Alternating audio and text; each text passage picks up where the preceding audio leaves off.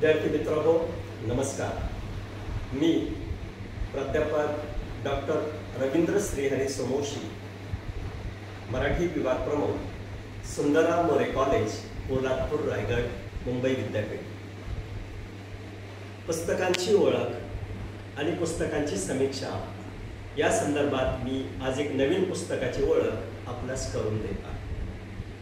त्या अगोदर दोन गोष्टी विद्यार्थ्यांना जीवन जगण्यासाठी अत्यंत महत्त्वाच्या आहेत आणि त्या म्हणजे पहिली गोष्ट, वाचावी ज्ञानेश्वरी, डोळा पहावी पंढरी, ज्ञान होय अज्ञानासी, ऐसा वर या टिकेसी. ज्ञान होय मुडा, अति मूर्ख त्या दगडा, वाचील जो कोणी, जणी त्यासी लोटांगणी.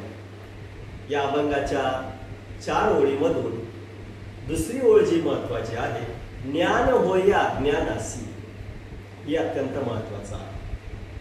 आणि संत ज्ञानेश्वरांनी ज्ञानेश्वरी या ग्रंथामध्ये 18 अध्याय 700 श्लोक आणि 9033 ओव्या लिहिल्या. हे झालं तुम्हाला आजचं ज्ञान. तुमच्या गावातल्या एखाद्या सर्वसामान्य वारकऱ्याला, एखाद्या महाराजाला विचारा का ज्ञानेश्वरीमध्ये नेमकी नक्की ओवी संख्या किती आहे. पण आज तुम्हाला नवीन माहिती मिळाली. ज्ञानेश्वरी या ग्रंथामध्ये 18 अध्याय 700 श्लोक आणि 9033 ओव्या आहेत. हा आजचा तुमचा नवीन आनंद तुम्हाला पराकोटीला नेणार आहे. विद्यार्थी मित्रांनो, वाचण्यासारखी शेकडो पुस्तकं आज आपल्या ऑफलाईन आणि ऑनलाईन लायब्ररीमध्ये पण आहेत, इंटरनेटवर पण आहेत, आपल्या मोबाईलमध्ये सुद्धा तुम्ही असे अनेक प्रकारचे ऍप आहेत का त्यामध्ये लाखो पुस्तकं तुम्ही वाचू शकता. फक्त पुस्तक वाचायचं कसं? ग्रामीण साहित्य, दलित साहित्य, संत साहित्य, प्रादेशिक साहित्य, असे साहित्याचे विविध प्रकार पडतात. त्यामध्ये पण नाटक, चरित्र, आत्मचरित्र, प्रवास वर्णन, कविता, असे एकांकिका साहित्याचे वेगवेगळे प्रकार आहेत. तर तुमच्या वयोगटासाठी तुम्हाला स्फूर्ती देणारी अनेक पुस्तकं आज नवीन मराठी साहित्यामध्ये आलेली आहेत. आज मी जे तुम्हाला पुस्तक सांगणार आहे त्या पुस्तकाचं नाव आहे कोल्हाट्याचं पोर. आपल्या महाराष्ट्रात अनेक वर्षांपासून 12 बलुतेदार आणि 18 आलुतेदार राहतात. वेगवेगळ्या जातीची, वेगवेगळ्या प्रकारच्या समस्या या वेगवेगळ्या आहेत. आणि म्हणून कोल्हाट्याचं पोर हे दलित आत्मकथन आहे. या पुस्तकाचे लेखक आहेत किशोर शांताबाई काळे.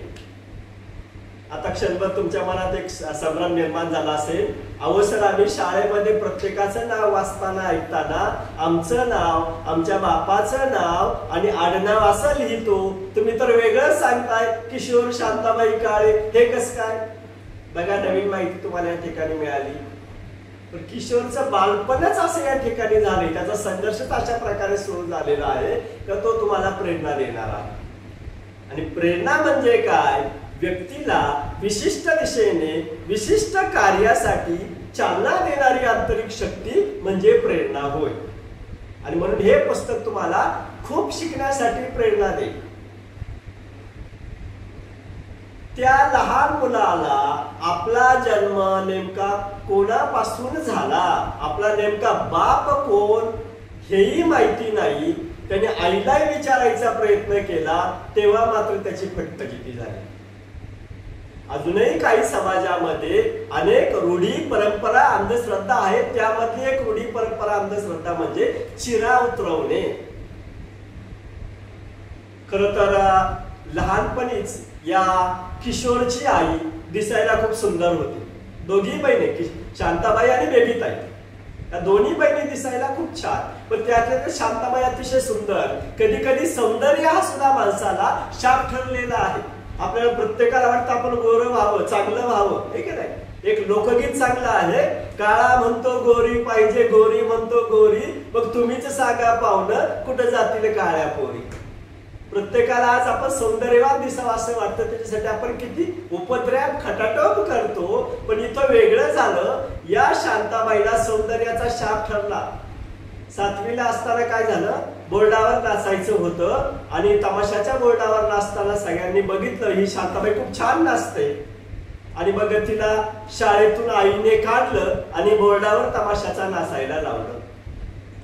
तिला शिक्षिका व्हायचं होतं, तिचं स्वप्न खूप मोठं होतं. पण तमाशाला बघायला येणारे जे विविध प्रकारचे लोक होती, त्या तालुक्याचा आमदारही त्या ठिकाणी आला. आमदाराला ही शांताबाई आवडली आणि पुढे त्याच्यातून या शांताबाई आणि आमदाराच्या संबंधातून या ठिकाणी किशोरचा जन्म झाला.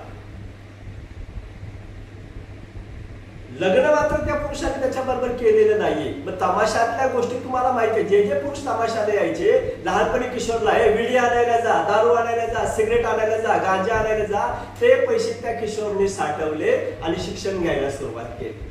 घरात शिक्षणाचं अजिबात वातावरणही नाहीये. अशा परिस्थितीत किशोर मुंबईला आला आणि MBBS झाला, डिग्री त्या ठिकाणी मिळवली.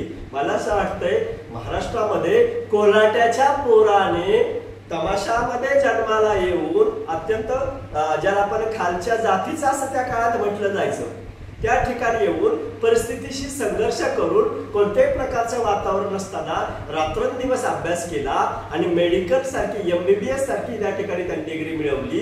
हे किशोरचे या ठिकाणी मोठेपण आहे. हिंगोली जिल्ह्यामध्ये आकाश पोपटवार नावाचा एक विद्यार्थी आहे का, त्याला कितीतरी गोल्ड मेडलिस्ट आहे.